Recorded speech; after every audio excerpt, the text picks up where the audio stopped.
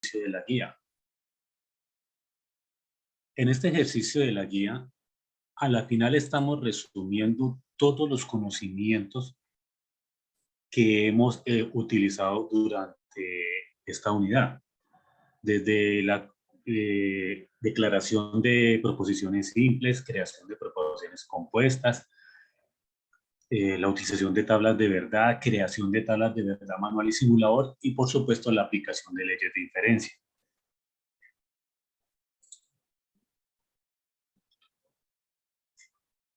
El objetivo de este CIPA hoy es primero explicar la metodología para el desarrollo del ejercicio y por último desarrollar un ejemplo del ejercicio 4 en donde le diré paso a paso qué es lo que tienen que hacer ustedes para resolver el último punto.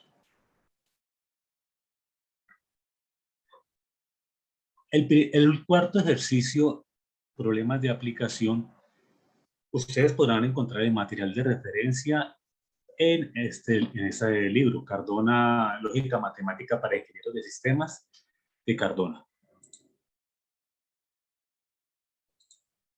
Ya se ha compartido la asistencia con ustedes para que por favor la diligencia. Recuerden diligenciar los dos formularios. Leyendo de la página 78 a la página 99 de este libro, ustedes tendrán los elementos para desarrollar y aplicar estos conocimientos en este punto.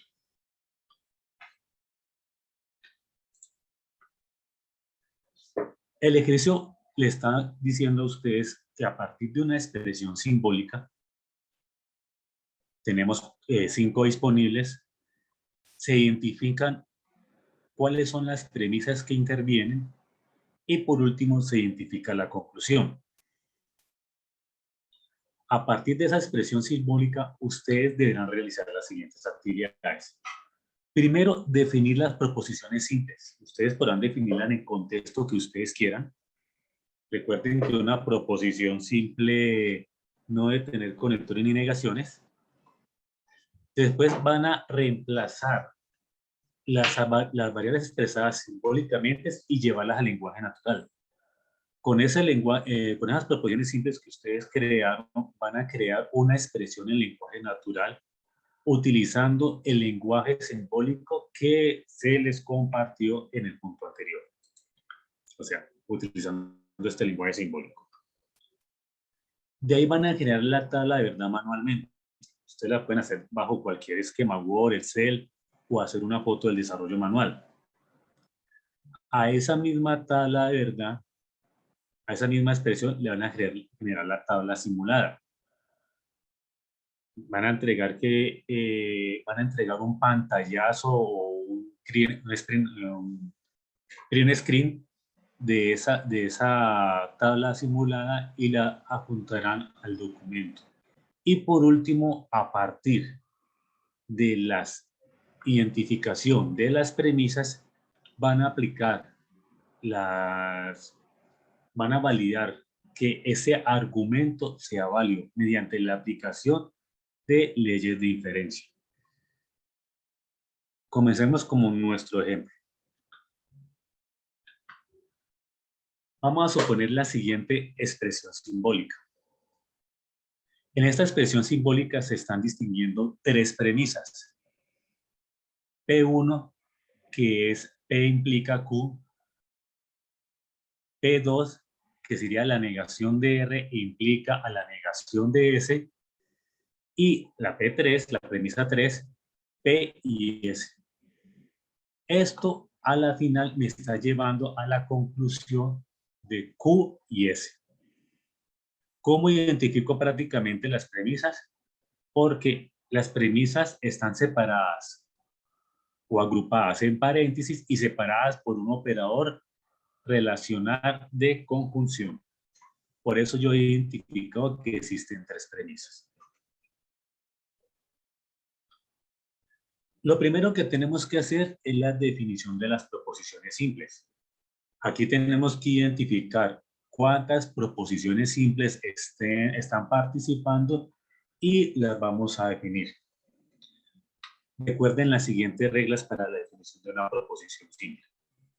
Primero, una proposición simple no puede tener conectores lógicos, no puede tener el conector de y, o, el de condicional o el bicondicional, o negaciones. Segundo, una proposición simple se puede definir si es verdadero o falso. Yo no puedo definir una proposición simple como, por ejemplo, ¿cuál es mi nombre? Cuando sé que hay múltiples respuestas para esa proposición simple, para esa proposición. Pero sí puedo definir una proposición simple diciendo mi nombre es Marlon, ya que podremos decir sin ninguna razón de equívoco que eso es verdadero o eso es falso. Entonces comencemos con la definición de las proposiciones simples. ¿Qué estoy identificando aquí? Que aquí están participando la proposición simple P, la Q, la R y la S. Entonces tengo que comenzar a definir 4 proposiciones simples. Comencemos con la primera. Juan aprueba lógica matemática. Como ustedes pueden ver, aquí no hay ningún operador relacional y de esta proposición simple yo puedo decir si es verdadero o es falso. Definamos la proposición Q. Estudia métodos para probar la validez de argumentos. Igual, en esta proposición simple, yo puedo determinar si es verdadero o falso y como pueden observar, no hay ningún operador relacional dentro de ella. Voy con la proposición R. Estudia teoría de conjuntos. Aquí siempre estamos hablando de que Juan es el que estudia teoría de conjuntos. Entonces, igual, puedo decir si es verdadero o falso y como pueden ver, no hay ningún operador relacional en esta proposición. A esta proposición le puedo decir si es verdadero o falso. Por último, la proposición S. La proposición S la vamos a definir como participa en las actividades del curso. Aquí estoy hablando del mismo Juan y yo puedo decir si Juan efectivamente está participando o no en las actividades del curso. Es decir, puedo decir si es verdadero o falso. Como también pueden observar, aquí no hay ningún operador relacional en esta proposición. No hay ni un y o no, ni negaciones dentro de la misma. Ya habiendo definido las proposiciones simples, pasaré a definir la proposición compuesta general y el lenguaje, el argumento general. Antes de eso, como para yo aclarar, también puedo definir las proposiciones, las negaciones de las proposiciones que están interviniendo. Aquí estoy identificando, aquí interviene la negación de R y la negación de S. O sea, tengo dos proposiciones simples que están siendo negadas. Yo también lo puedo hacer aquí, no es obligatorio, de definir de una vez cuáles serían los valores para esta proposición, para esta negación de la proposición. Por ejemplo, para la negación de R sería, si R estudia teoría de conjuntos, la negación de R sería no estudia teoría de conjuntos. Muy bien, Johnny. ¿Cómo quedaría la negación de S? ¿Quién me dice?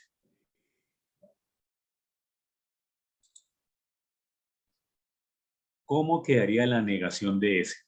Si S es estudia teoría de conjuntos, perdón, S es participa en la actividad de curso, la negación de S sería no participa en la actividad de curso. Muy bien, Joan.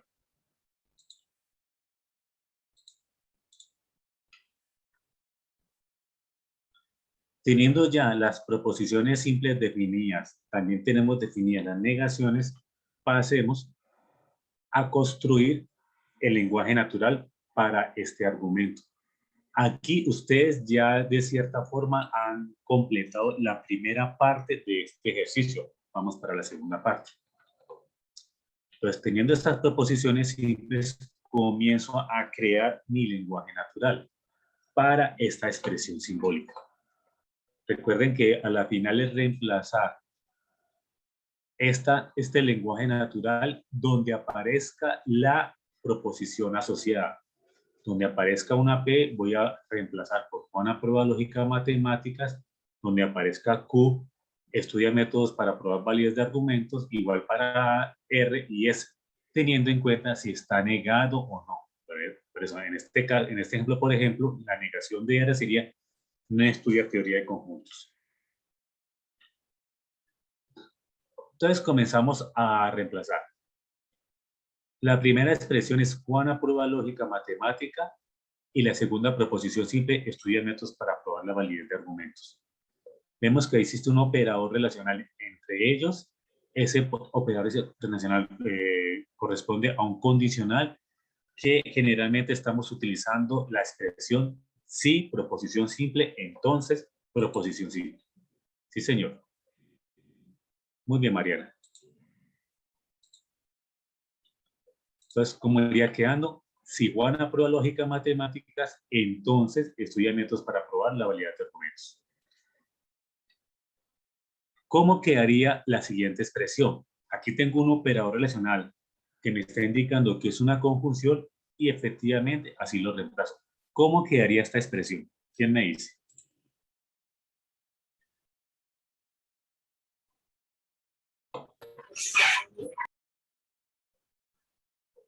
¿Quién me indica cómo quedaría esto? ¿Y no estudia teoría de conjuntos? No estudia teoría de conjuntos. ¿Y esto qué significa? Sí, entonces. Pues si no estudia teoría de conjuntos, entonces... No participa en las actividades del concurso. Perfecto. Esa sería la traducción de esta expresión al lenguaje natural.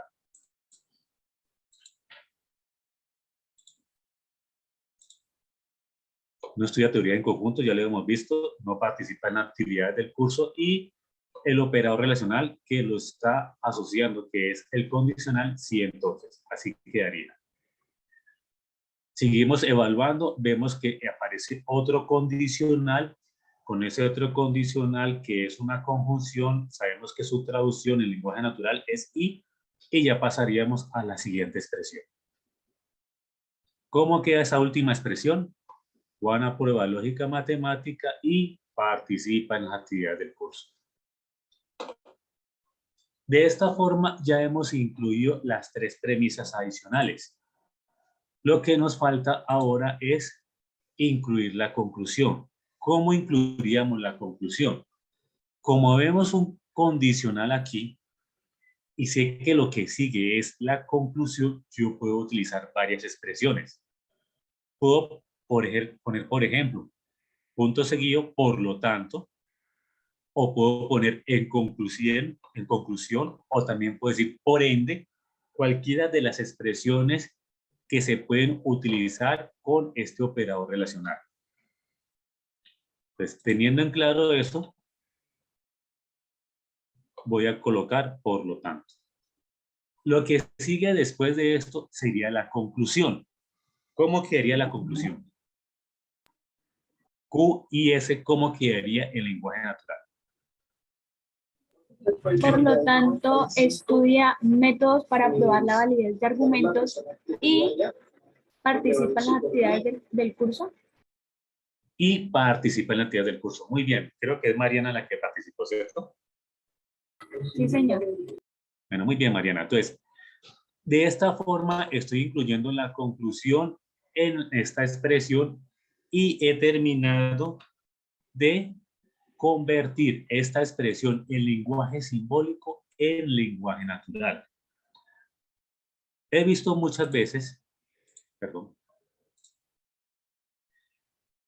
he visto muchas veces que lo que están haciendo los estudiantes es traducir por partes, es decir, ponen P1 y ponen P entonces Q y lo traducen a su lenguaje natural, que significaría si Juan aprueba lógica matemática, entonces estudia métodos para probar la validez de argumentos. Ponen P2 y traducen la siguiente premisa. ¿Qué quedaría si no estudia teoría de conjuntos? Entonces no participa en las actividades por el curso. Y así lo hacen sucesivamente por cada una de las premisas. Ponen P1, 2 puntos, ¿qué significa? P2, 2 puntos, lo que significa. P3, 2 puntos, lo que significa.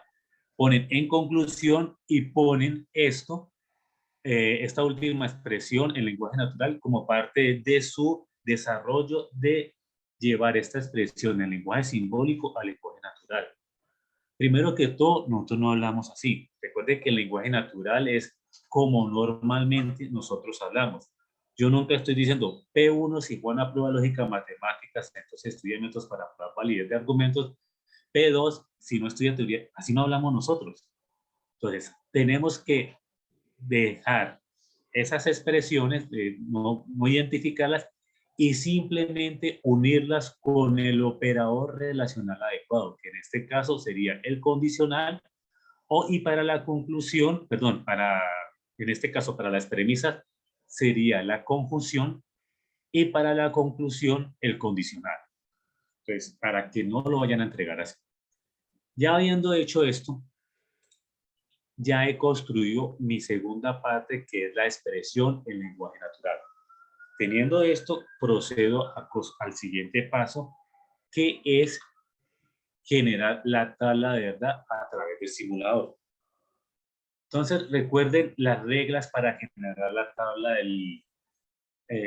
para generar la tabla a través del simulador. Aquí simplemente lo que hacemos es digitar esta expresión en el simulador. Recuerden que en el mismo, en la unidad 1 está el anexo 2 que la está explicando cómo se utiliza el simulador, y con esto generaríamos nuestra expresión en nuestra tabla de verdad lógica. Utilizamos el simulador, la digitamos, generamos la tabla y estaríamos generando nuestra expresión. ¿Qué estamos observando en esta expresión? Primero, que todos los valores son verdaderos. Cuando todos los valores son verdaderos, ¿esa tabla cómo la clasifico? Tautología. Perfecto, es una tautología. Ya sabiendo que es una tautología, puedo continuar. Recuerden los diferentes valores para una tabla de verdad. Si todos son verdaderos, tautología. Si todos son falsos, contradicción. Y si tengo combinación de verdaderos y falsos, es una contingencia. Esta tabla simulada de cierta forma nos sirve para validar que el trabajo siguiente que vamos a realizar está correcto. Ya con esto hemos generado el tercer entregable, que es la tabla simulada, y procedemos a la generación de la tabla de verdad manual.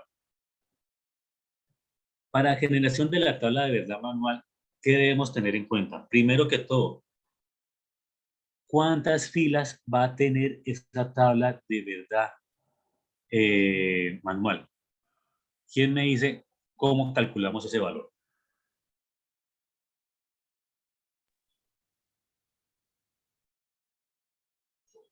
Si quiero saber cuántas filas tiene esa tabla de verdad manual, ¿cómo lo sé? ¿Con qué fórmula utilizo?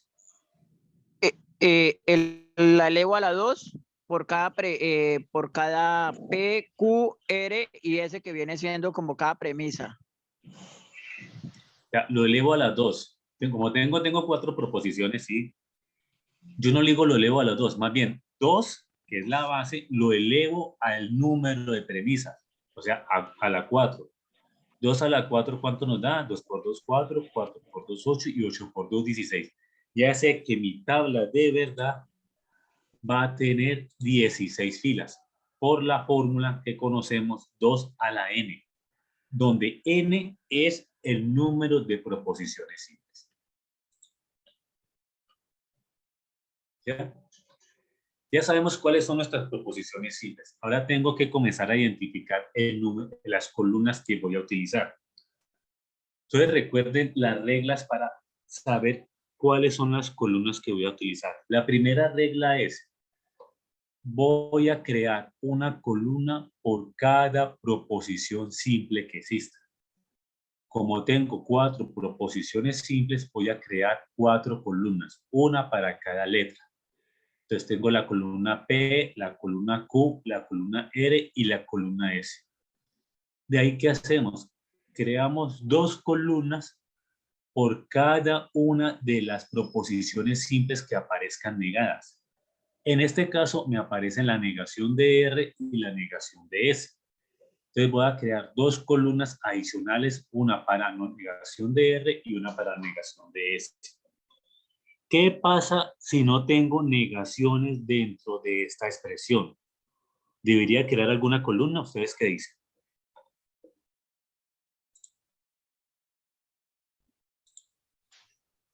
Sí. Qué pena, profe. ¿Puede repetir la pregunta? Yo no tengo dentro de mi expresión simbólica una negación. ¿Debería crear una columna para la negación de P, para la negación de P, de Q, R o S? ¿Debería crearlas o no las crearía? ¿Ustedes qué dicen? No, señor. No se necesita. Esa es la respuesta. Yo lo puedo hacer, pero eso no me va a arrojar ningún valor. ¿Por qué no me va a arrojar ningún valor? Porque esos valores no los voy a utilizar. Es crear una columna inoficiosamente, ya que como no estoy utilizando la negación de esas proposiciones, pues simplemente no la voy a utilizar. Entonces, solo creo las negaciones a las proposiciones simples siempre y cuando estas aparezcan dentro de nuestra expresión. ¿Cuál es el siguiente paso? Debo crear una columna por cada premisa existente. Ya habíamos identificado la premisa 1, P, entonces Q, la premisa 2, negación de R, entonces negación de S, la premisa 3, P y S, y obviamente la última que es la conclusión, Q y S. La única diferencia de esta última premisa es que fuera de esa premisa es la conclusión de nuestra expresión. Entonces, con eso sé que tengo que crear 1, 2, 3 y 4 columnas adicionales para evaluar esas 4 premisas. De ahí, ¿qué tengo que hacer? Tengo que crear una columna por cada relación entre premisas. Entonces, aquí tengo mi primera relación entre la premisa 1 y la premisa 2. Entonces, debo crear una columna por esa relación. Así aparece la columna número 11, P entonces Q y la negación de R implica la negación de S. Esa fue mi columna 11. ¿Existe otra relación? Sí. Esta ya la evalué. Como esta ya la evalué, tengo que ver cómo se relaciona esta expresión contra la siguiente. Entonces, por eso creo una nueva columna en donde aparecería, les voy a resaltar, la relación entre esta premisa que ya evaluamos, y perdón el pulso, contra esta. Y así aparece nuestra columna número 12, que implicaría la que ya evaluamos, P entonces Q y la negación de R implica S, contra P y S. Ya tenemos esa última, entonces ya tenemos que ver qué otras relaciones existen. Parece que no hay más relaciones entre esta fuera de la conclusión. Entonces, debo crear una premisa adicional para la relación entre la que acabamos de evaluar, que es esta grandota, contra la conclusión. Esa es mi última columna. Y ese sería el resultado de mi resultado de la tabla de verdad. La última columna sería la que me daría el resultado de la tabla de verdad. En ese orden de ideas nos hemos dado cuenta que vamos a crear 13 columnas. 13 columnas por 16 filas, que ya habíamos identificado. Continuemos. Pues aquí están nuestras 16 filas contra nuestras 13 columnas. ¿Cómo lo comenzamos a llenar? Pues generalmente las letras las ponemos en orden alfabético. P, Q, R, S, T, U, V. Y las premisas en orden de aparición. La primera premisa que apareció fue esta, la segunda, la tercera y la conclusión. Y por último, podemos poner las relaciones entre premisas. La primera relación, segunda relación y la relación final o conclusión. Para los valores de verdad, recuerden que siempre empezamos como para que nos facilite la comparación de esta tabla contra la simulada por los valores de verdad verdadero y continuamos con los falsos. Pues en ese orden de ideas, para la primera columna, recuerden que yo debo llenar la mitad con verdadero y la mitad con falso. ¿Eso qué me haría? Que debo poner 8 valores de verdad en verdadero y 8 valores de verdad en falso. Y así quedaría la primera columna diligenciada. Para la segunda columna, tomamos como referencia la primera parte. Aquí identifico 8 valores de verdad. Es decir, estamos cogiendo como referencia la mitad de la columna anterior. A esa mitad de la columna anterior defino cuál es la mitad. La mitad de 8 me daría 4 y esos 4 primeros valores los voy a diligenciar con verdadero y los 4 siguientes con falso. Obviamente continúo hasta llenar toda mi tabla. Entonces, así he definido los siguientes valores de verdad para la siguiente columna.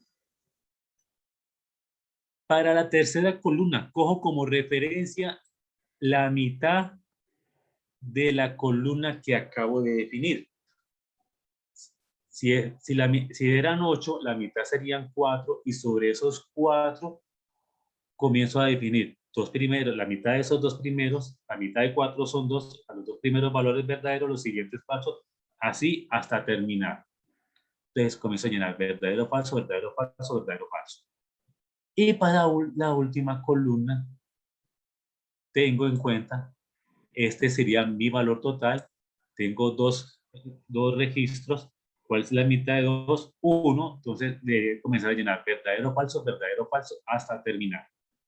Así he llenado las 4 columnas con los valores de verdad que me van a servir de referencia para llenar las siguientes. Recuerden siempre tener a la mano, si no se saben las tablas de verdad, tener a la mano los valores posibles para las diferentes expresiones que estemos evaluando. ¿Ya? Esto me sirve de guía para llenar las demás columnas. Vamos para la siguiente columna. La siguiente columna me está diciendo que es la negación de R. Si yo veo aquí la negación de una proposición simple, en este caso la negación de P, es el valor contrario. Entonces, donde aparezca un verdadero, voy a colocar falso. Y donde aparezca un falso, voy a colocar un verdadero. Por eso, para la negación de R, donde aparezca un verdadero, voy a colocar un falso. Y donde aparezca un falso, voy a colocar un verdadero. Ya llené la quinta columna. Ahora voy a llenar la sexta. Para llenar la sexta, ¿qué debería hacer? ¿Quién me dice? Ya voy a llenar la última columna. ¿Qué debo tener en cuenta aquí? Que estoy negando ese. Al tener la negación de ese, ¿qué debería colocar en esta primera fila? Si es contrario, muy bien. En este caso, en esta primera fila, si tengo un verdadero, debería colocar un falso. Y si tengo un falso, ¿qué coloco? Un verdadero. Perfecto. Y así diligencio la quinta columna.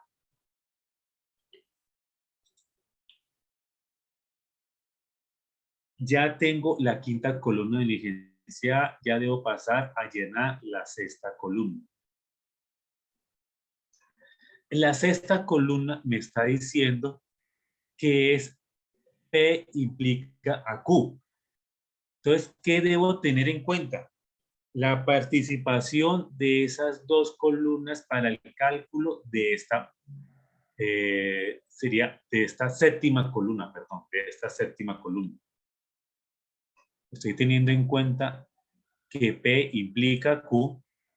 Tengan en cuenta el sentido de la expresión, porque es, perdón, aquí es P y Q lo que estoy, P entonces Q, sí, perdón, P entonces Q, debo tener en cuenta quién es el antecedente y quién es el consecuente, porque muchas veces cuando estoy evaluando me cambian el orden.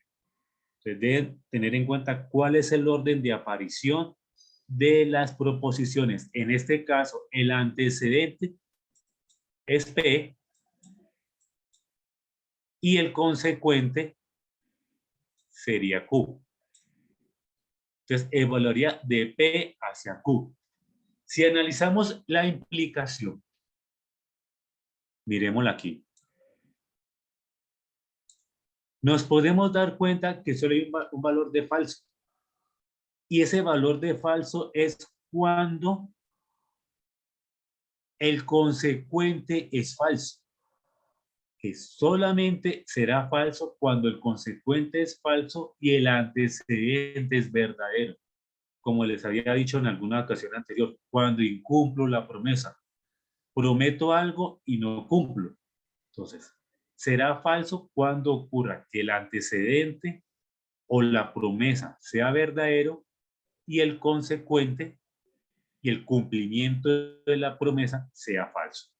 En ese orden de ideas, yo comienzo a identificar en esta tabla dónde se da esa condición. Al identificar dónde se da la condición, identifico que solamente para estos 4 casos se está dando la condición que el antecedente es verdadero y el consecuente es falso. Habiendo identificado eso, yo puedo poner sin temor en esas columnas el valor de falso y en las demás el valor de verdadero. Voy para la siguiente columna. Para la siguiente columna me está diciendo la negación de R implica a S. Vuelvo a utilizar el operador relacional del condicional y volvemos a identificar el relacional, acuérdense de este, que solo será falso cuando el antecedente sea verdadero y el consecuente sea falso. Teniendo en cuenta eso, voy a identificar en este sentido,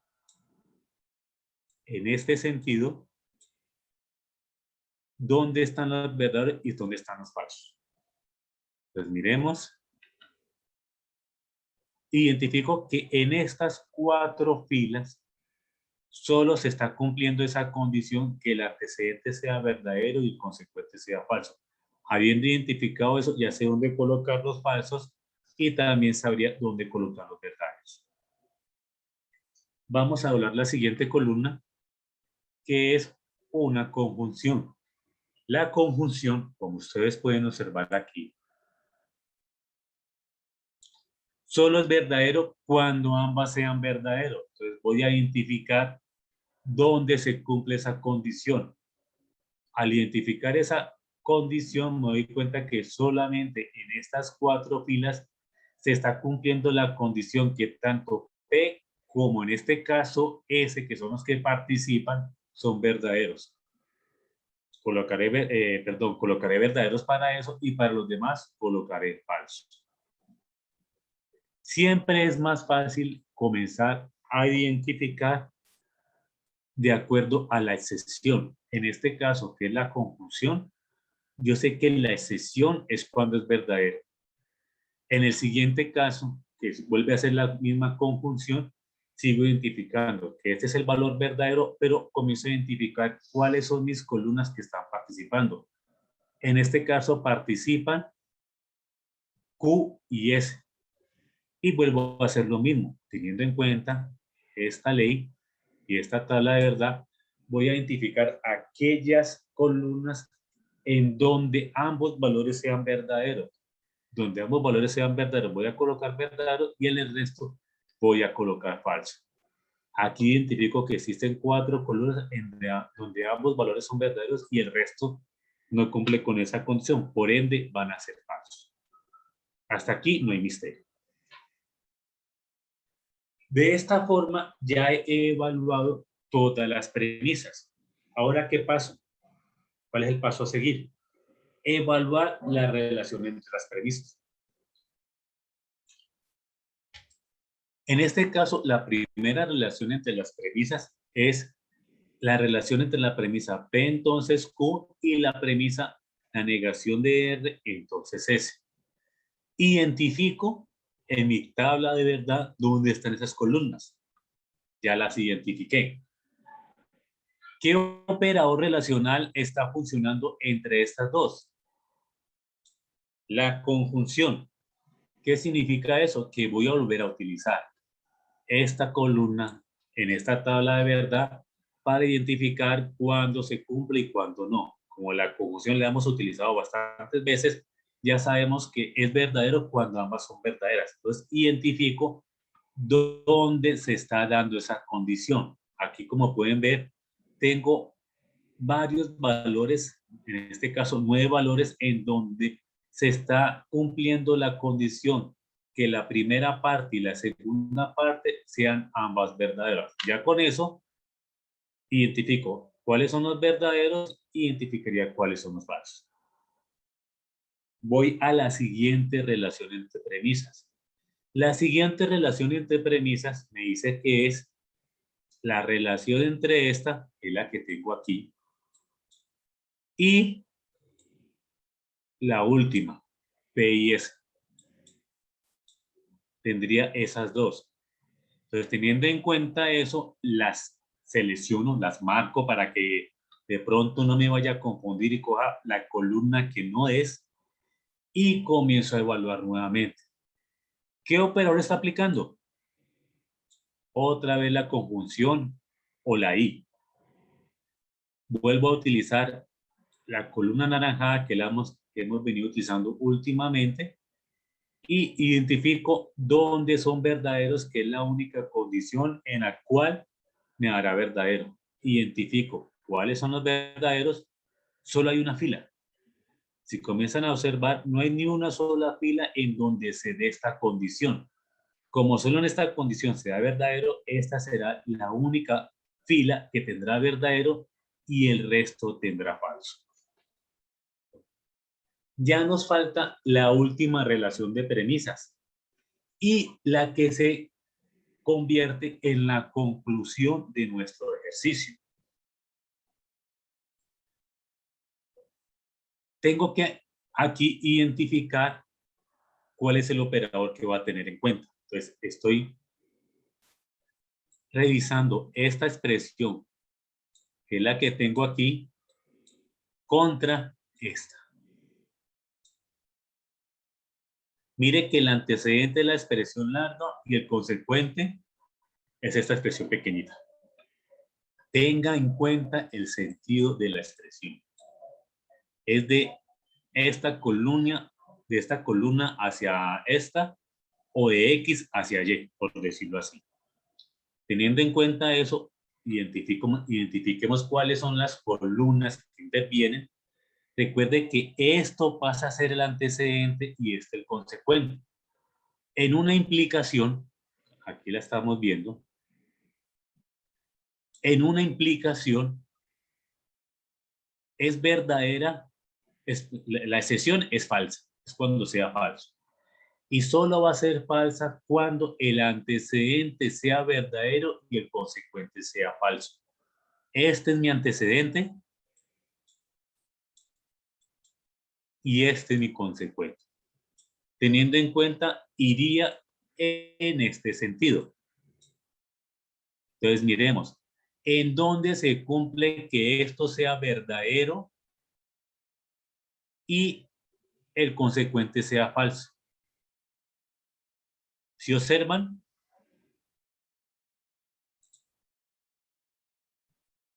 en ninguno de los casos se cumple, tal como lo dice Giovanni. En ninguno de los casos se cumple eso. Como en ninguno de los casos se cumple, mi tabla de verdad va a ser verdadera, porque no se cumplió ninguno. ¿Qué significa que toda mi tabla de verdad sea verdadera? ¿Qué es una qué?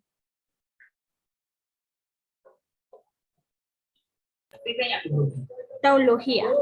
Tautología, perfecto. Ahora, ¿cuál es el objeto de tener la tabla simulada y tener la tabla de verdad manual?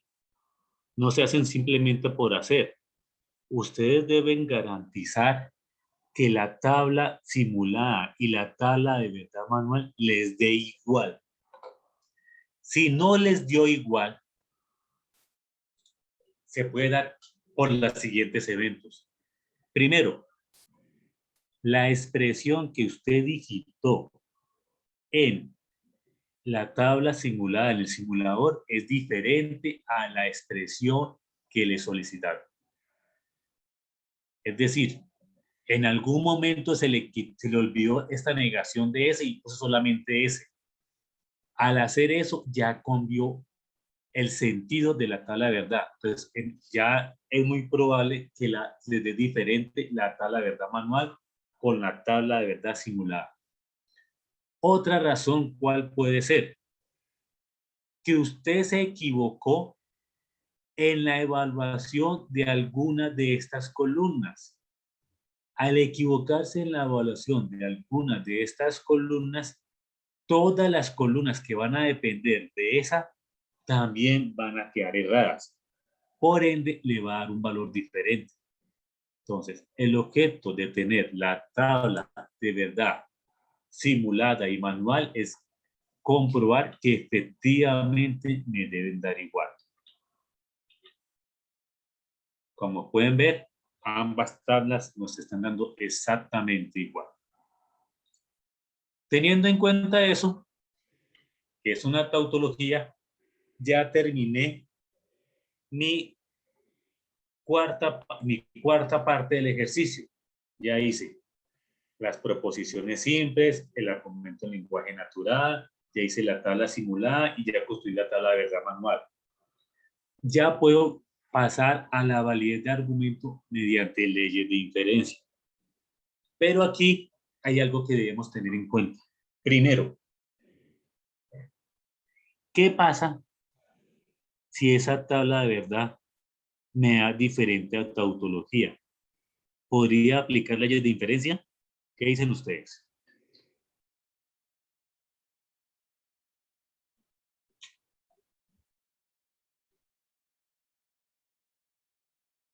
Si esta tabla de verdad les dio una contradicción, ¿pueden aplicar leyes de inferencia?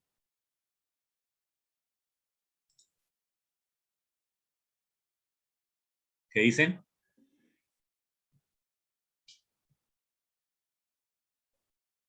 Parece que no lo tienen claro. Recuerden lo siguiente. Solo puedo aplicar leyes de inferencia si es una tautología. Solamente si es contradicción o contingencia, no puedo aplicar leyes de inferencia. ¿Cuál es una explicación sencilla de por qué no podría aplicar leyes de inferencia?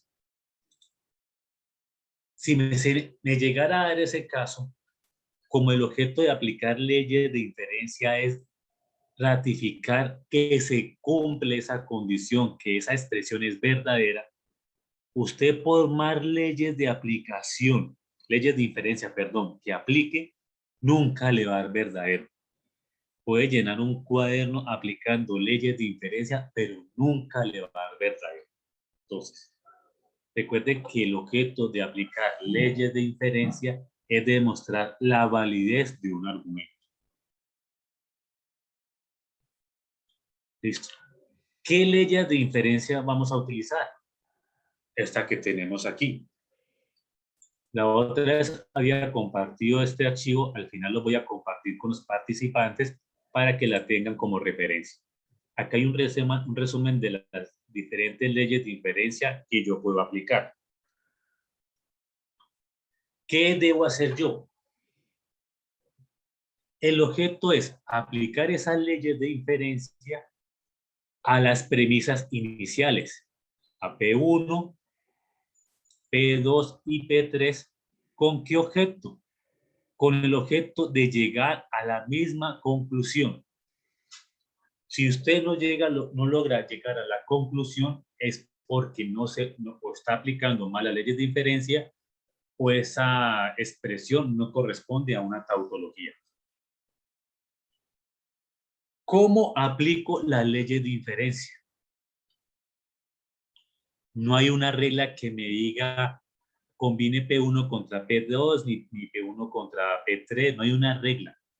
Es basándose en la observación y basándose en que las características de estas premisas aparezcan en estas de acá. Ustedes comienzan a combinar. Miramos si P1 contra P2 se asemeja a alguna de estas. Si no se asemeja, pues va de P1 con P3. Si asemeja, listo, no se asemeja. Y comienza a aplicar. De pronto se da cuenta que aquí puedo aplicar una ley. La aplica. Por aquí me están sugiriendo que, miremos el chat, que esto corresponde a un silogismo constructivo. Miremos el silogismo constructivo. Es este mismo silogismo, este mismo silogismo disyuntivo. Es este mismo. Esta es simplificación distintiva. Silogismo disyuntivo. Entonces, miremos. Primero, me está exigiendo que tenga una disyunción. ¿Aquí tengo una disyunción? No. A pesar de que también existen tres premisas, me exige que aparezca una disyunción. Aquí dentro de esto no tengo una disyunción, tengo una conjunción. Adicional, ¿qué me exige? Que lo que están participando en la disyunción sean los mismos antecedentes. Vamos a suponer que esto es una disyunción. Vamos a suponer simplemente. Me está diciendo que estos dos, este y este, deben aparecer como antecedentes. Me aparece P, pero no me aparece S. En ese orden de ideas, yo no puedo aplicar la silogismo constructivo como nos decía el compañero. Entonces, no aplicaría eso. Y es una forma de ir probando, viendo qué ley aplica. Entonces, vamos a analizar qué ley puede aplicar en este caso.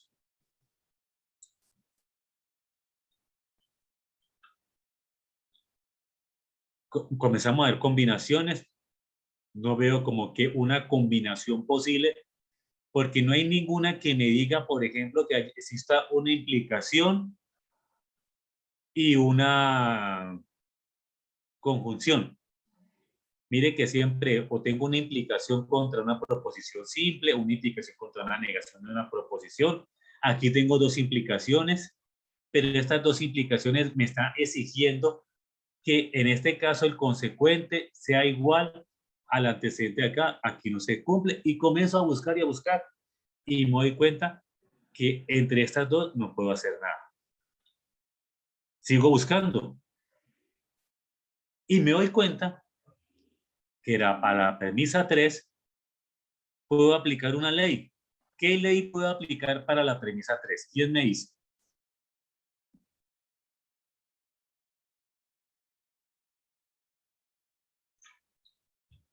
Miren en todo este pool de expresiones cuál puedo aplicar y efectivamente puedo aplicar la simplificación. Mire que la simplificación me dice que cuando tenga una conjunción yo puedo concluir o uno o el otro. Entonces voy a crear una premisa 4 diciendo que voy a aplicar la simplificación y que tuve la letra P, o sea, saqué P, que es mi conclusión, ¿De dónde? De simplificar en P3.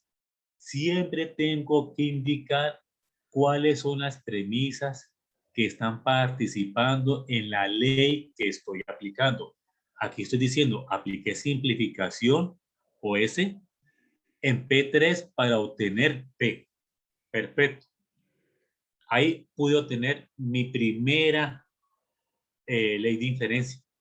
Mi primera, perdón, premisa aplicando leyes de inferencia. Ya esta P4 pasa a ser una más de entre los concursantes de premisas a evaluar. ¿Qué significa eso? Que ya no solamente tengo estas tres iniciales, sino que ya puedo sumar esta premisa 4. Ya tengo 4 premisas para combinar. Entonces sigo observando contra esto qué ley puedo aplicar. Puedo volver a aplicar la misma ley de simplificación, porque recuerden que para la simplificación puedo extraer un elemento o el otro. Y vuelvo a aplicar simplificación para P3, pero extrayendo el otro valor que es ese. ¿Qué me está indicando eso? Que yo puedo aplicar más de una ley de inferencia a una premisa. Es decir, una premisa puede participar en más de una ley. En este caso, P3 ya ha participado en 2 leyes de inferencia para obtener otra premisa adicional. Ya en vez de tener 3 premisas, ya tengo 5.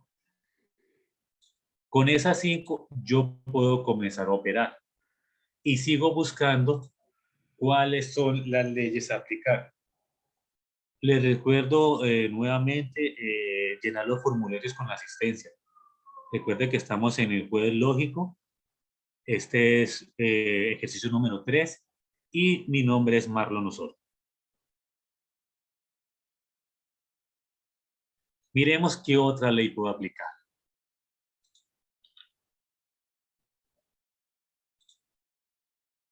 Modos ponendos ponen. Listo, me estás diciendo, Jason, modos ponendos ponen, pero ¿entre quién y quién?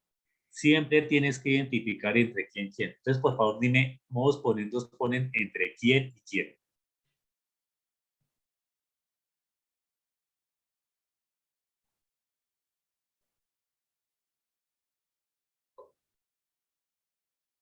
El modos ponendos ponen dicen que puedo tener una implicación entre P1 y P4. Dice que tengo una implicación y en la otra tengo una proposición simple en donde el antecedente es el mismo de la implicación. Usted me acaba de decir que entre P1 y P4 yo puedo aplicar el modos poniendo ponen.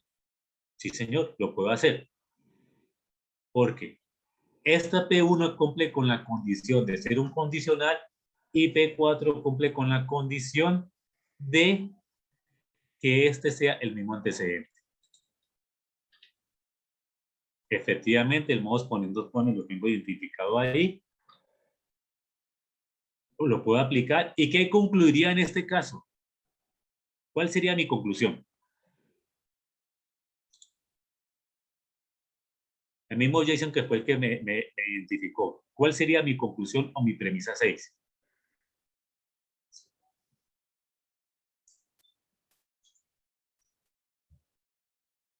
Perfecto. Sería Q. Mire, esa es la respuesta. Obviamente, al ponerlo, tengo que decir, es Q. ¿Y de dónde salió ese Q? De la aplicación del modus ponendos ponen entre P1 y P4. Recuerden, siempre deben identificar cuáles son las premisas que están participando en esa operación. ¿Ya? Teniendo en cuenta eso, yo tengo que ver si ya puedo llegar a la conclusión. ¿He llegado a la conclusión? Todavía no. Tengo que seguir haciendo, aplicando leyes de inferencia hasta llegar a la conclusión. ¿Quién me sugiere una nueva ley a aplicar para ver si llego a la conclusión? ¿Quién me sugiere? comiencen a revisar.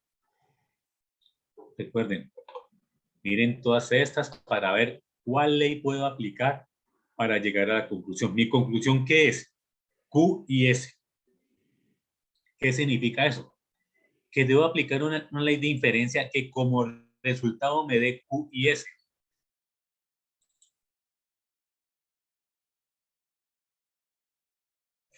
¿No la detectan? Miren lo siguiente.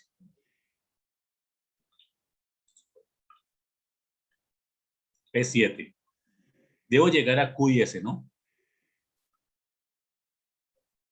Tengo Q, que fue resultado de aplicarla poniendo entre P1 y P4, y tengo S, que es el resultado de simplificar en P3.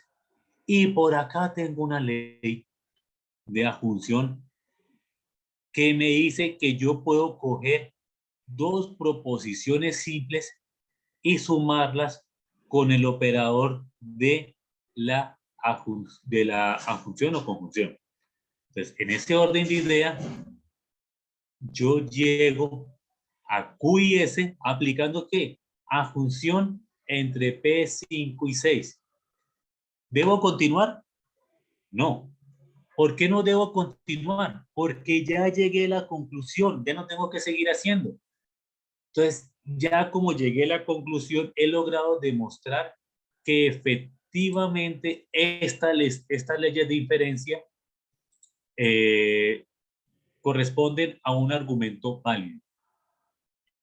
Entonces, con eso, yo defino que esta demostración ha terminado y ya es un argumento válido, y que este es un argumento válido de esta expresión simbólica. Como les había dicho, no hay una regla general que me diga qué ley debo aplicar. Mientras cogemos práctica, comencemos a ver si combinaciones de estas leyes están dentro de este pool. Y si esas combinaciones están, comiencen a utilizarlas para generar nuevas premisas. ¿Tenemos dudas? ¿Inquietudes?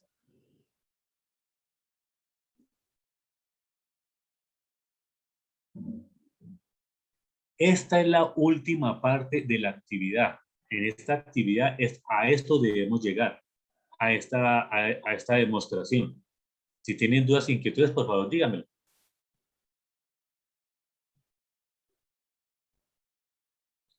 Recuerden que de todas formas nosotros estamos pendientes en los foros, en Skype, en nuestros grupos de Skype, en los foros. Recuerden de participar oportunamente. Ya prácticamente faltan 10 días para terminar la actividad.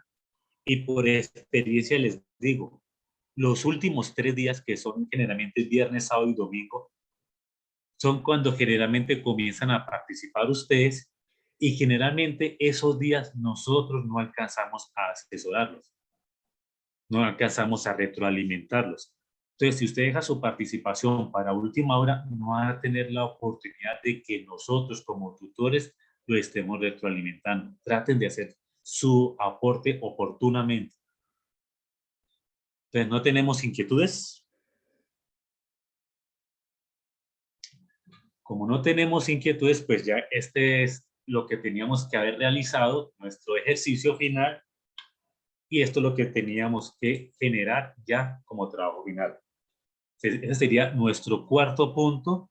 Ya están ustedes en posibilidades de entregar el cuarto punto. Entonces, espero sus aportes, y mis compañeros tutores también esperarán sus aportes. Muchas gracias a ustedes por su participación. Recuerden haber diligenciado las dos asistencias, y espero que les vaya muy bien en esta actividad. Muchas gracias a todos.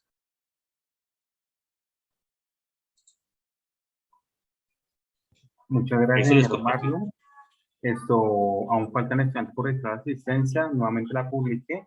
A medida que vayan registrando la asistencia, se voy retirando de la sala. Muchas gracias por la asistencia. Profe, Sí, señor, dime.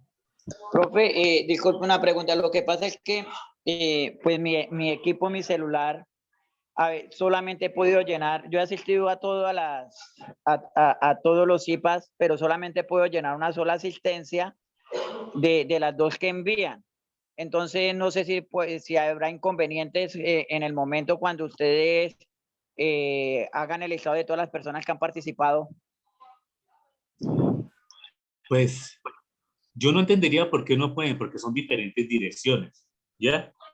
De pronto, pues, De pronto, ¿qué te toca? Y eso pasa en muchos celulares y en muchos equipos.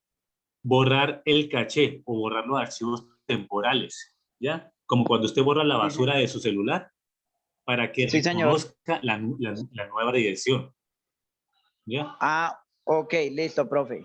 Son diferentes direcciones, así que no tiene por qué hacer ese problema. Vale, listo, profe. Muchísimas gracias, profe. Bueno, que esté muy bien. Bueno, igualmente, profe, que lo bendiga. Amén.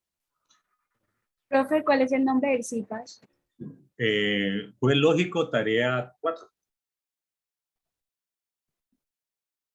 Gracias. De nada.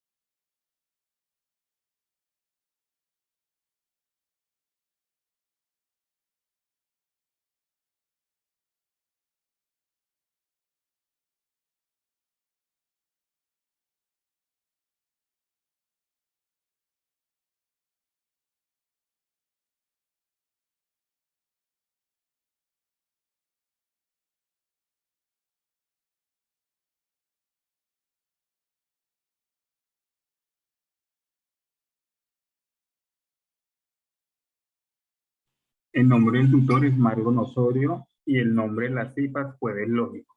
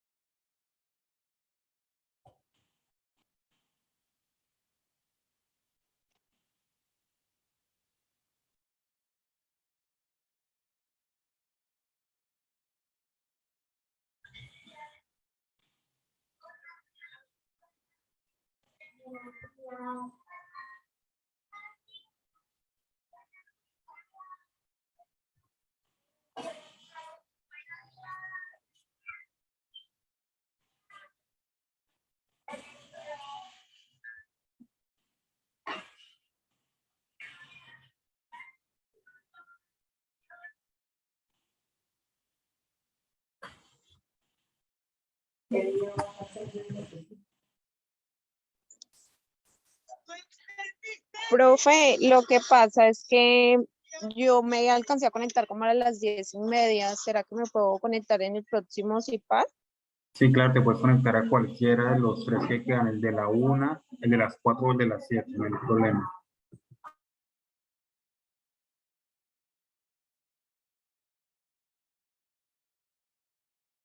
Ah, bueno, señor, gracias.